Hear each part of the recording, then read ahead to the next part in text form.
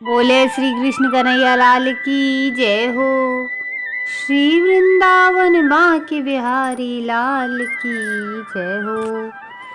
सभी भक्तों को राधे राधे। मैं वंदना आज पढ़ूंगी भगवत गीता के 7वें अध्याय का 21वां श्लोक। चले शुरू करते हैं। अभी तक चैनल को सब्सक्राइब नहीं किया है तो चैनल को सब्सक्राइब कर बेल आइकन पे प्रेस करें ताकि आने वाली वीडियो की नोटिफिकेशन आप सभी को सबसे पहले मिले।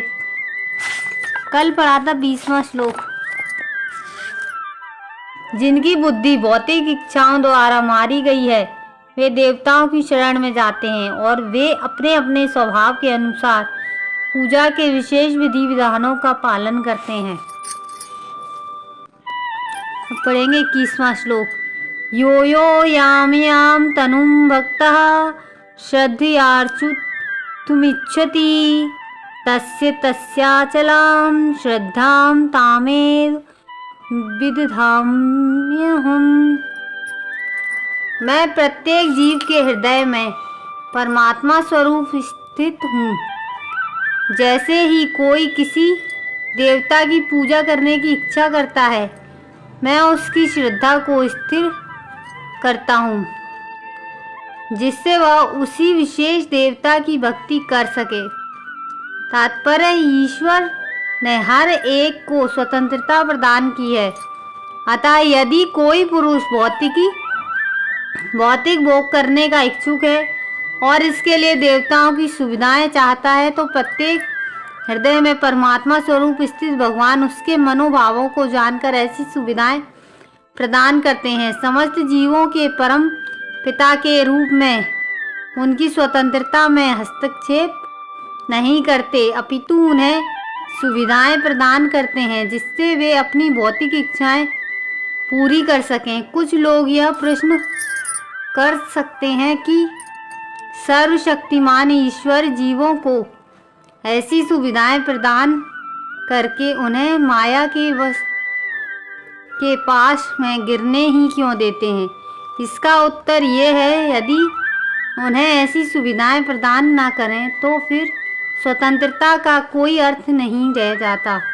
अतः वे सबों को पूर्ण स्वतंत्रता प्रदान करते हैं चाहे कोई कुछ करे।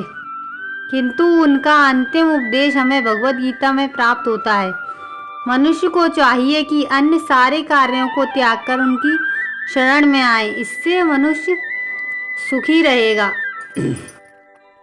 जीवात्मा तथा देवता दोनों ही परमेश्वर की इच्छा के अधीन है। अतः जीवात्मा ना तो स्वेच्छा से किसी देवता की पूजा कर सकता, ना ही देवता परमेश्वर की इच्छा के विरुद्ध कोई वर दे सकते हैं।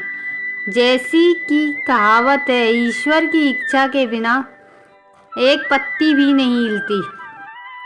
सामान्यतः जो लोग इस संसार में पीड़ित हैं वे देवताओं के पास जाते हैं क्योंकि वेदों में ऐसा करने का उपदेश है कि अमुक अमुक इच्छाओं वाले को अमुक अमुक देवताओं की शरण में जाना चाहिए।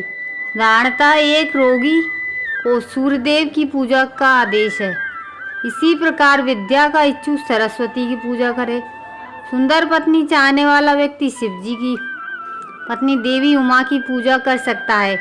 इसी प्रकार शास्त्रों में विभिन्न देवताओं के पूजन की विधियां बताई गई हैं। चूंकि प्रत्येक जीव विशेष सुविधा चाहता है अतः भगवान उसे विशेष देवता के से उस वर को प्राप्त करने की प्रबल इच्छा की प्रेरणा देते हैं और उसे वर प्राप्त हो जाता है।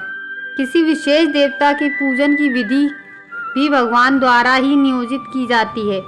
जीवों में वह प्रेरणा देवता नहीं दे सकते किंतु भगवान परमात्मा है जो समस्त जीवों के हृदय में उपस्थित रहते हैं। कृष्ण को मनुष्य देवता किसी देवता के पूजन की प्रेरणा प्रदान करते हैं। सारे देवता परमेश्वर के विराट शरीर के विभिन्न अंग स्वरूप हैं अतः वे स्वतंत्र नहीं होते। वैदिक साहित्य में कथन है, परमात्मा रूप में भगवान देवता के हृदय में भी स्थित रहते हैं अतः वे देवता के माध्यम से जीव की इच्छा को पूरा करने की व्यवस्था करते हैं, किंतु जीव तथा देवता दोनों ही परमात्मा की इच्छा पर आश्रित हैं, वे स्वतंत्र नहीं हैं। कल पढ़ेंगे 22वां श्लोक। अगर आज का वीडियो अच्छा लगा हो तो एक लाइक ज़रूर करें, कमेंट में राधे राधे लिख के अपनी हाजिरी ज़रूर लगाएं। कल फिर मिलेंगे इसी समय इसी चैनल पर। जब तक के लिए सभी को राधे राधे। जय राम जी की।